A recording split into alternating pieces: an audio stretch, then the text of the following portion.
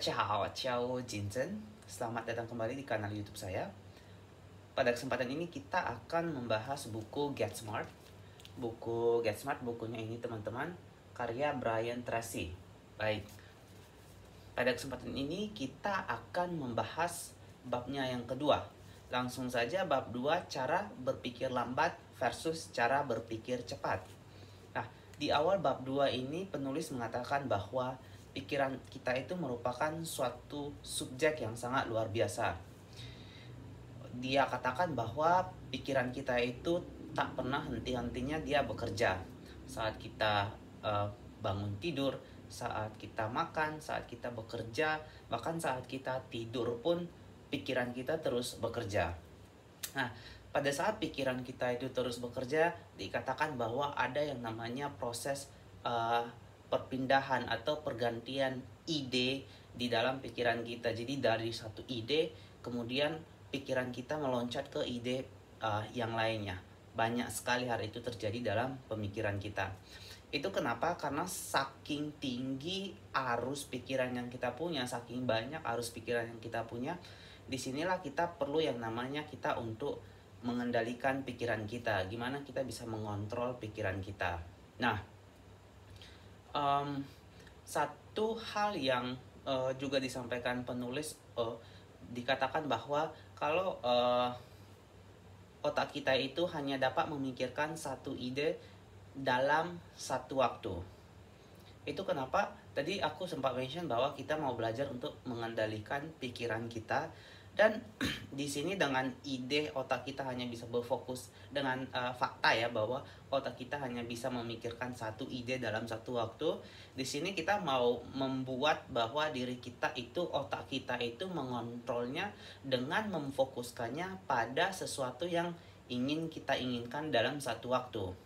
Jadi simpelnya adalah let's say kita pengen berpikir positif. Jadi kita mengarahkan pikiran kita itu secara sengaja ke sesuatu yang bersifat positif, instead of kita berpikir negatif mengenai sesuatu atau seseorang dalam kehidupan kita. Itu untuk permulaan dari babnya yang kedua. Nah, ini langsung aja kita lihat ke subbab yang pertama. Subbab pertama ini dia berbicara mengenai cara reaktif dan responsif. Jadi untuk cara reaktif dan responsif ini berarti bahwa kita bereaksi, gimana kita bereaksi terhadap rangsangan pikiran yang kita terima, dan kemudian apa yang akan kita lakukan setelah itu. Jadi singkatnya adalah di sini dia bagi menjadi dua jenis berpikir. Yang pertama adalah berpikir normal.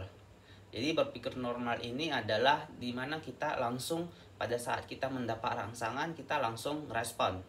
Jadi tanpa mikir lagi, udah kayak misalnya kita nyentuh kompor yang panas tuh, langsung aja kita ngerespon seperti itu. Sementara kalau yang satunya lagi adalah berpikir superior. Nah, berpikir superior ini dimana pada saat kita mendapat rangsangan dari luar, itu ada jeda. Jadi ada beberapa waktu yang digunakan oleh si individu itu. Di situ digunakan untuk berpikir secara logis, kemudian baru dia mau merespon.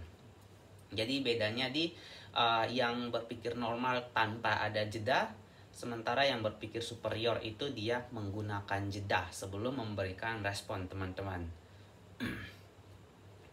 Baik, di sini kita akan lihat juga bahwa gimana berpikir cepat dan berpikir lambat ini sebenarnya sama-sama dibutuhkan di konteksnya masing-masing ya, teman-teman. Baik, langsung aja kita lihat juga ada, sebelum kita masuk lebih dalam lagi tentang berpikir cepat dan berpikir lambat. Ini ada satu quotes dari Edison. Dia bilang bahwa berpikir itu sesuatu yang merupakan pekerjaan yang berat. Oleh karena itu banyak sekali orang yang dengan berbagai cara menghindar dari kegiatan untuk berpikir ini. Coba teman-teman mikir atau lihat orang-orang sekitar teman-teman, atau mungkin kita pun sendiri kadang menjadi pribadi yang menghalalkan berbagai banyak cara agar kita bisa terhindar dari yang namanya proses berpikir ini. Nah, jadi satu hal lagi bahwa berpikir itu merupakan kerja keras. Ada pernyataan juga yang mengatakan bahwa ada orang yang berpikir, kemudian ada orang yang memikirkan apa yang dia pikirkan itu, kemudian ada juga tipe orang yang mayoritas ya dikatakan bahwa lebih baik mati daripada berpikir. Jadi mungkin ya itu yang dikatakan Edison bahwa emang berpikir itu sesuatu kerjaan yang berat. Just like so many people are avoiding from this this sort of thing. Oke. Tapi satu hal menariknya bahwa di buku ini dikatakan bahwa segala sesuatu yang kita lakukan secara berulang-ulang akan menimbulkan kebiasaan bagi kita. Begitu juga dengan cara kita berpikir ini, dengan kebiasaan berpikir ini. Jadi hanya jika kita ingin mengetahui kedalaman dan kekuatan dari pikiran kita, maka kita harus melatih yang namanya kegiatan berpikir. Kita harus terus pelajari dan kita lakukan itu setiap hari. Baik, kita akan lihat poin berikutnya. Ini bakal related banget sama topiknya. Ini cara berpikir lambat, poin ketiga. Nah, di sini cara berpikir lambat ini merupakan satu cara berpikir yang mutlak dikatakan oleh penulis dan digunakan pada bidang-bidang yang memang dibutuhkan.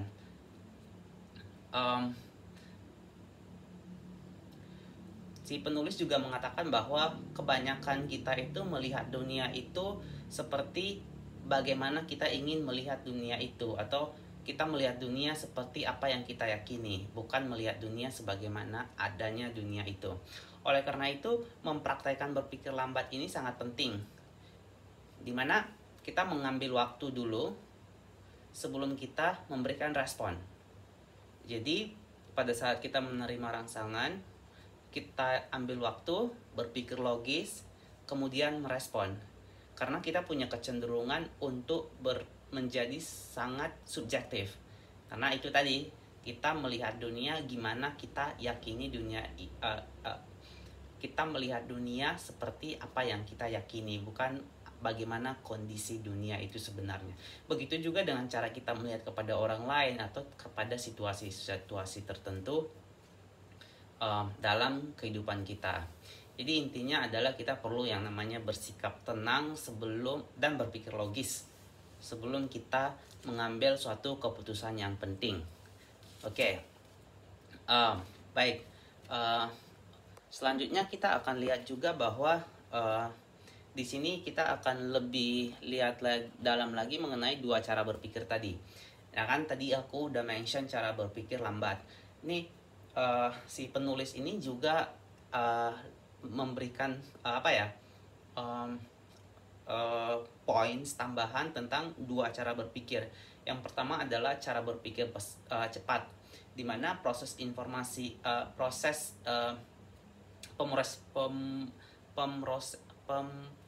the processing of information itu cepat banget. Jadi kayak kita gunain insting aja sih teman-teman. Itu terjadi misalnya seperti yang tadi aku bilang, tangan kita kena panas, kompor, ataupun pada saat kita berkendara di jalanan, we don't really think, analyze, wait, and do all those sort of consideration, tapi kita lebih kayak merespon secara insting, secara otomatis, gimana kita mau belok kemana, kapan kita harus ngerem dan sebagainya.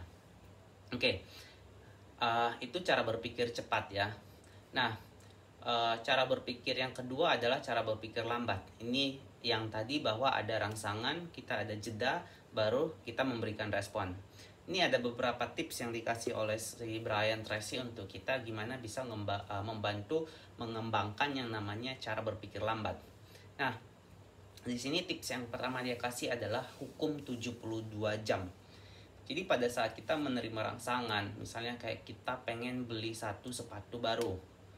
Nah, kadang orang menjadi sangat menggebu-gebu untuk memiliki sepatu itu. Tapi di sini Brian Tracy bilang kasih waktu 72 jam. Jadi tunggu sampai 72 jam baru beli sepatu itu. Nah, kita baru beli sepatu itu, dalam artian kita akan lihat apakah setelah 72 jam itu kita masih sangat-sangat ingin memiliki sepatu itu atau udah berubah keputusan kita. Karena normally hal-hal yang bersifat impulsif itu pasti itu setelah kita kasih waktu akan benar-benar terlihat bahwa itu hanya sesuatu yang kita inginkan, bukan sesuatu yang kita butuhkan, dan kita bisa untuk nggak ngelakuin hal tersebut. Jadi dengan kita memberikan waktu 72 jam ini memberikan kita kesempatannya untuk jeda tadi, untuk berpikir lebih jelas lagi, lebih clear lagi. Nah, tips berikutnya untuk mengembangkan cara berpikir lambat adalah gimana kita berpikir secara strategis.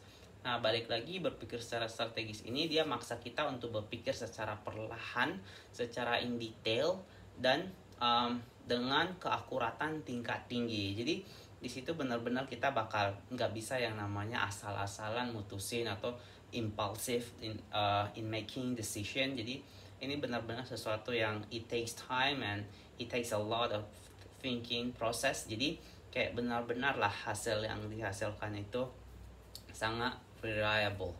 Oke.